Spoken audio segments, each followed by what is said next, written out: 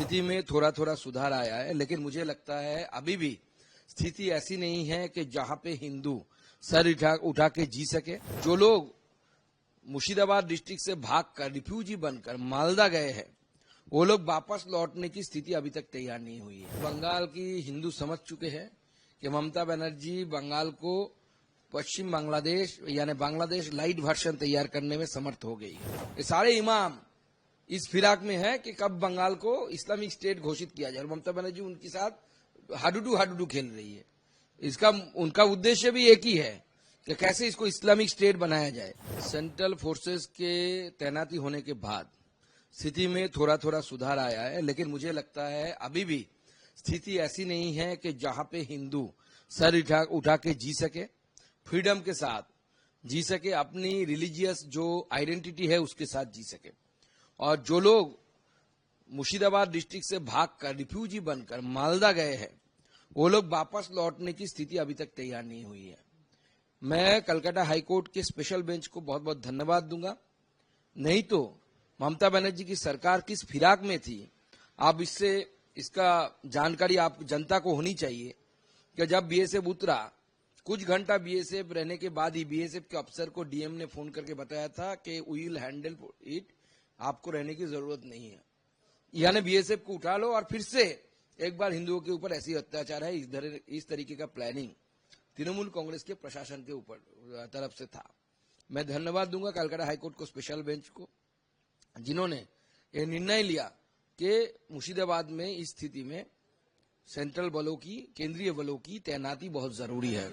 देखिए, बंगाल की हिंदू समझ चुके हैं कि ममता बनर्जी बंगाल को पश्चिम बांग्लादेश यानी बांग्लादेश लाइट वर्जन तैयार करने में समर्थ हो गई है। अब बांग्लादेश ओरिजिनल वर्जन ना हो, इसके लिए हिंदुओं को एक साथ मिलकर लड़ना पड़ेगा और डेमोक्रेटिकली लड़ना पड़ेगा।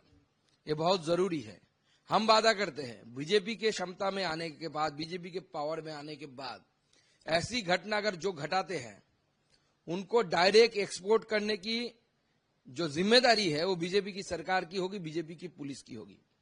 दूसरा, हम ऐसे कानून लाएंगे जिसके द्वारा मंदिर और हिंदुओं के जो घर तोड़े जाएंगे, वो जिन दंगाई तोड़ेंगे उसका प्रॉपर्टी नीलाम करके वहां से पैसा दिया जाएगा हिंदुओं को। ऐसे कानून हम लाएंगे।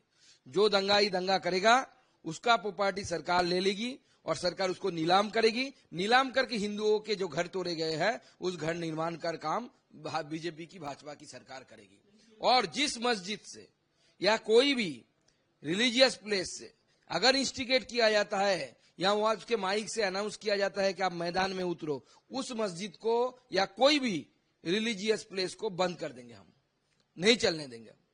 और ये ऐसे अगर कानून पश्चिम बंगाल की अगर प्रेजेंट सरकार भी बनाती है तो हमारे एमएलए सारे उनको सपोर्ट करेंगे और ये कानून बनने के बाद पूरे दंगे जो है वो बंद हो जाएगा। नहीं, वो तो उनके गाय है ना, दुधेल गाय, आप जानते हैं ना, मिल्किंग काउ। ममता बनर्जी ने बताया था कि वो मिल्किंग काउ है। ये सारे इमाम इस फिराक में है कि कब बंगाल को इस्लामिक स्टेट घोषित किया जाए, और ममता बनर्जी उनके साथ हाडूडू खेल रही है। इसका उनका उद्देश्य भी एक ही है कि कैसे इसको इस्लामिक स्टेट बनाया जाए। तो जाइए, बुलाए उनको लेके ही,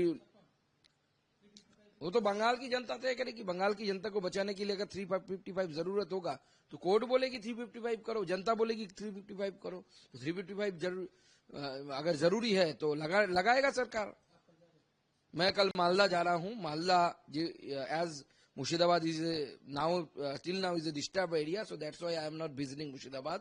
मैं मालदा जो एडजस्टेड एरिया है वहां पे बैठे रहूंगा, पूरा दिन जायजा लूंगा क्या चल रहा है। और पाललालपुर में जहां पे रिफ्यूजी आके बैठे हुए हैं, आश्रय लिए हैं, मैं उनसे भी मिलूंगा, उनके दुख दर्द को बांटूंगा।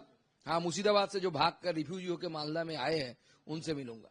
देखिए, ममता बनर्जी ने वर्ल्ड रिकॉर्ड कर दिया, क्योंकि ममता बनर्जी भारत आजाद होने के बाद, पार्टीशन के बाद पहली बार बंगाल में रिलीजियस रिफ्यूजी, इससे पहले भी रिफ्यूजी ममता बनर्जी ने ही बनाया था, वो पॉलिटिकल रिफ्यूजी था, लेकिन इस बार उन्होंने रिलीजियस रिफ्यूजी, धर्मीय कारण से रिफ्यूजी बनाने का काम ममता बनर्जी ने किया। और ये रिकॉर्ड इतिहास में हमेशा लिखा रहेगा। जब इस धरती पे ना ममता बनर्जी रहेगी ना हम रहेंगे, उस समय भी जनता ममता बनर्जी पर थूकेगी, इसलिए क्योंकि इस घिन्न जघन्य काम जो ममता बनर्जी के प्रशासन द्वारा हुआ है, कहाँ ये यही ऐसे करके ही तो ये लोग डाइल्यूट करते हैं।